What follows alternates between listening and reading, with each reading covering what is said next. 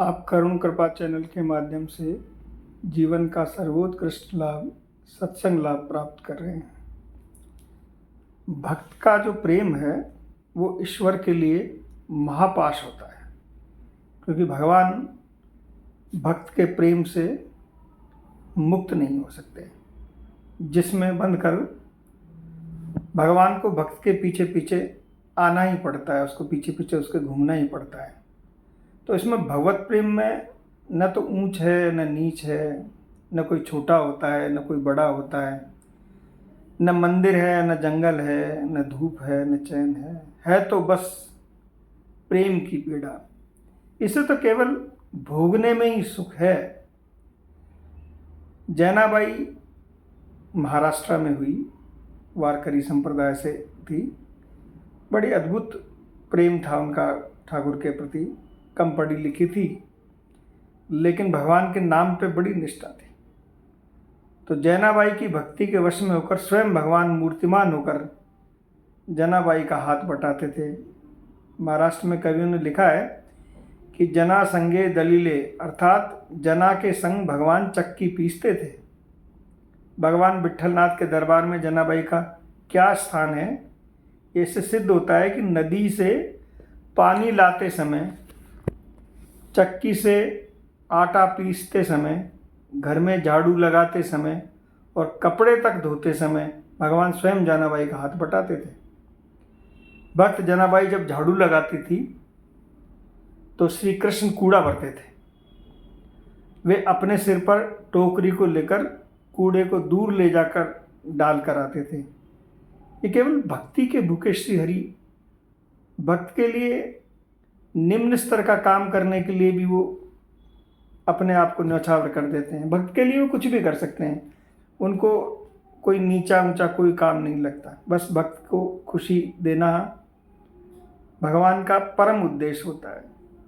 जनाबाई विट्ठल जी से कहती कि मैं आपका ये ऋण कैसे चुकाऊंगी। जब भगवान कूड़ा डाल कर आते तो अपने भक्त और अनंत चिंतक के योगक्षेम का वहन वे दयामय स्वयं करते हैं। किसी दूसरे पर वे ऐसे कैसे छोड़ सकते हैं, जिसे एक बार भी वे अपना लेते हैं, जिसकी बाह पकड़ लेते हैं, उसे एक क्षण के लिए भी नहीं छोड़ते हैं। भगवान ऊंच नीच नहीं देखते, जहाँ भक्ति देखते हैं वहीं ठहर जाते हैं। नामदेव जी की शिष्या थी जनाबाई, जो गांव की सीधी सादी भोली भाली औरत महिला थी, कुछ जानती नहीं थी। तो नामदेव जी ने कहा, तुझे पोथी पढ़ना तो आता नहीं है, तो नाम लिया कर विट्ठल विट्ठल। बस गुरु के एक शब्द कान में पड़े कि विट्ठल में मन लग गया, और रटते रटते जो है व्रती तदाकार हो गई। मतलब तदाकार मतलब उस नाम में ही नाममय हो गई, नाम में अपने आप को अलग नहीं कर पाई। और महिमा ऐसी प्रकट हुई कि उसके भजन की कि एक बार कबीरदास जी के कान में पड़ी। तो कबीरदास जी ने सोचा कि ऐसी वक्ता के तो दर्शन करने चाहिए। तो कबीरदास जी पहुँचे पूछते पूछते पंढरपुर। तो छोटी सी गली थी, घास फूस की कुटिया में रहती थी। तो वहाँ जब कबीरदास जी पहुँचे तो क्या देखते हैं कि जनाबाई अपने पड़ोसन से झगड़ा कर रही। अब आप किसी महात्मा के दर्शन करने जाएं और वो किसी से झगड़ा करती नजर आए तो आपको कैसा लगेगा? सारी श्रद्धा तो पानी में गई। अब कबीर जी ने सोचा कि इतनी बड़ी भक्ता है, इतनी नामनिष्ठ भक्ता है, और ये झगड़ा कर रही है, और झगड़ा भी किसके लिए? गोबर के उपड़ों के लिए। अब कबीरदास जी पहले तो देखते रहे, फिर रहा नहीं गया। तो कबीरदास जी ने कहा कि अब झगड़ा भी हो रहा है और किसी हीरे मानिक के लिए नहीं, गोबर के उपड़ों के लिए। जनाबाई से बोले। तो कबीर जी ने पूछा कि जनाबाई से कि झगड़ा भी कर रही है और किसके लिए? तो जनाबाई ने कहा, तुम कौन हो, कहाँ से आए हो?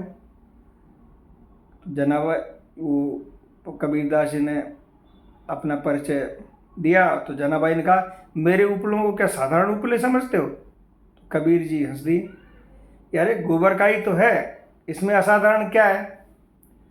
तो जनाबाई बोली, मेरे उपलों में जो है, मेरे उपले भी बनाए हुए भजन करते हैं। मेरे उपलों में विट्ठल विट्ठल बोलते हैं मेरे उपले।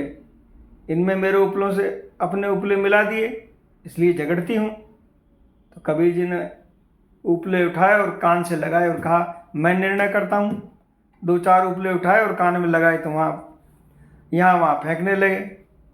जो बिट्ठल बिट्ठल बोलते वो उधर फेंक देते। तो अचानक कबीर जी के हाथ में उपला आया और कान में लगाया तो कबीर जी का रोम रोम रो उठा। उसमें से बिट्ठल बिट्ठल की आवाज़ आ रही थी। तो कबीर जी ने जैनाबाई को साष्टांग प्रणाम किया। जैनाबाई एक अद्भुत सिद्ध आत्मा थी, वह धन्य थी। वो दूसरों के लिए आदर्श का मार्ग बनी। परम श्रद्धेय भाई जी कहते हैं कि भगवान का वास्तविक स्वरूप कैसा है, इस बात में भगवान ही जानते हैं या किसी अंश में वे जानते हैं जिनको भगवान जनाना चाहते हैं।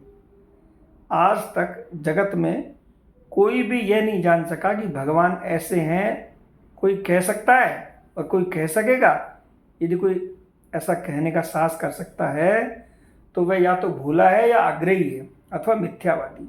ऐसा होने पर भी भगवान के जितने वर्णन जगत में हुए थे अपने अपने स्थान में सभी सच्चे हैं, क्योंकि महान परमात्मा में सभी का अंतर्भाव है।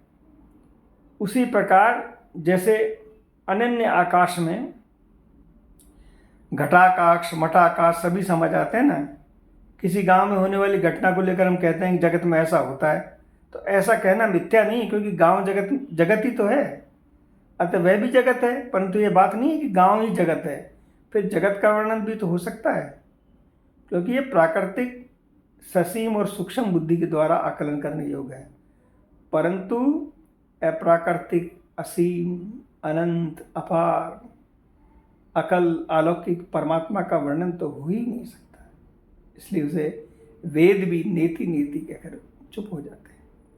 निर्गुण अक्षर ब्रह्म विकासशील और जड़ अपरा प्रकृति में स्थित निर्विकार परा प्रकृति रूप जीवात्मा, अपरा प्रकृति और उसके विकारों से उत्पन्न उत्पत्ति और विनाश धर्म वाले सब पदार्थ, भूतों का उद्भय और बुद्धि करने वाले कर्म व्यक्त जगत का अभिमान सूत्रमात अधिदेव और इस शरीर में अंतर्यामी रूप से विष्णु रूप ही अधियज्ञ है।